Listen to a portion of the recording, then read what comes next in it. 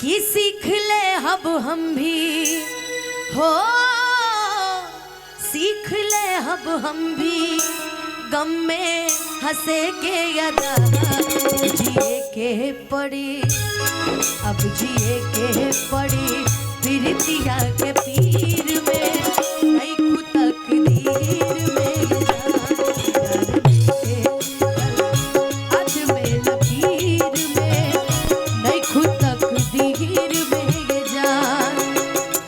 जान गई नहीं ये हो जान, जान गई नहीं जान, जान गई नहीं ये हो जान, जान गई नहीं जान। प्यार नहीं खेली कर, प्यार नहीं खेली कर हाथ के लकीर में नहीं तकदीर में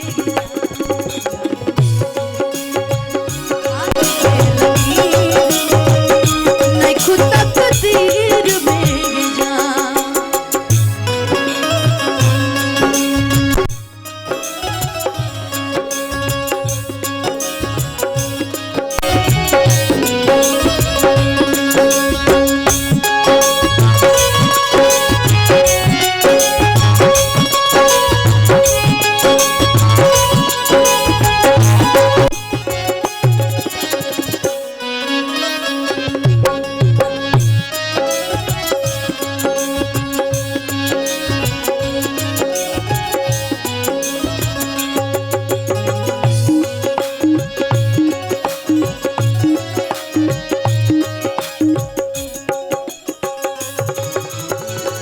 अक्सर की होला के हूँ हंस के घुरो बेला, प्रेम के भी लीला कुछ अजीब बा।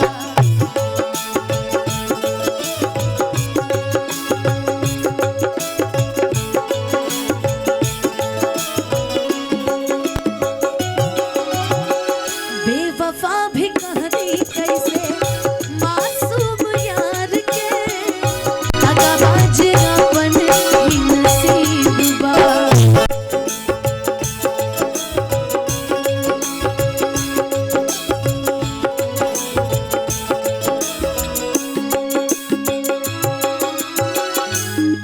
अक्सर ही होला केहू हंसे केहू रोएला, प्रेम के भी लीला कुछ अजीब ह।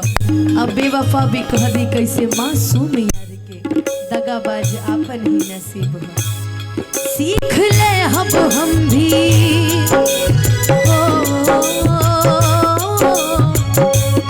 सीख ले अब हम भी गम में हंसे के गदा सास बन के बसल, बन के बसल पार तू शरीर में नहीं खुद तकदीर में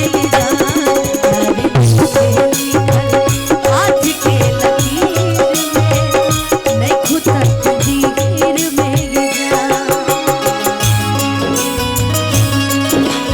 दामन चुरा लिया, बंधन चुरा लिया, दामन चुरा लिया और साथी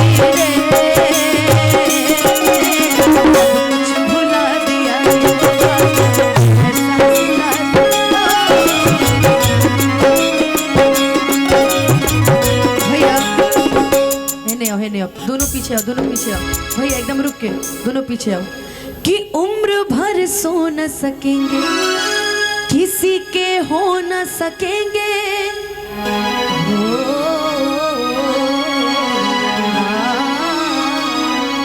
कि उम्र भर सो न सकेंगे किसी के हो न सकेंगे।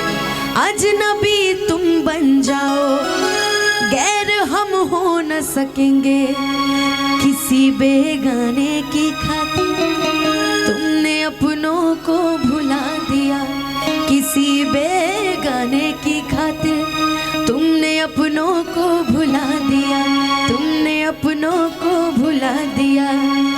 तेरे वादे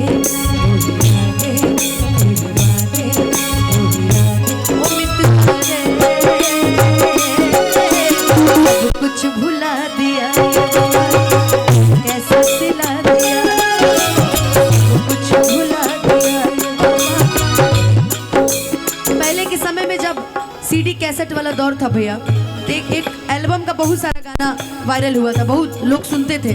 उसमें से एक गाना ये भी था, ये खता हमसे हुई दिल जो बस तुमको दिया, ये खता हमसे हुई दिल जो बस तुमको दिया, ना कोई शिकवा गिला तुमसे हो बेवफा, ना कोई शिकवा गिला तुमसे हो बेवफा।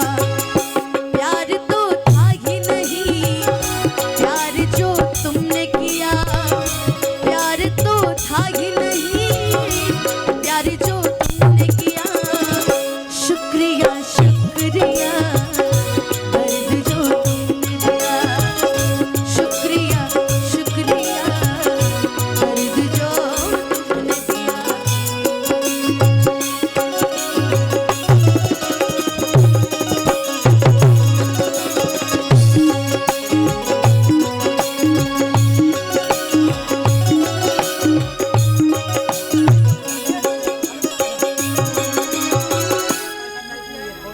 अच्छा अच्छा अच्छा, अरे अरे अरे अरे, क्या मुखिया जी, अरे मुखिया जी की धर्म पर thank you so much, thank you. इतना बड़ी देर से आप लोग पहले आना चाहिए था। और नमस्ते नमस्ते, अरे आइए आइए, अरे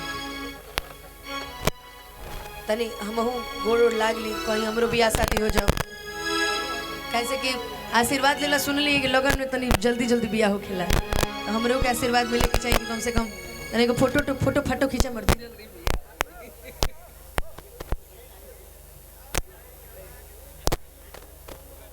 ऐसे क्यों माला पहनावे ना बुझल है कि अब अगले साल हम विधायक के चुनाव लड़ी ले।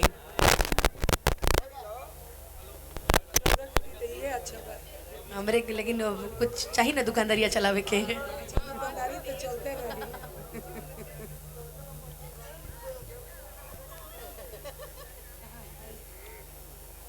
लेकिन भाई इतना सुंदर चांद मुखिया जी छुपा के रख ले रहे हैं।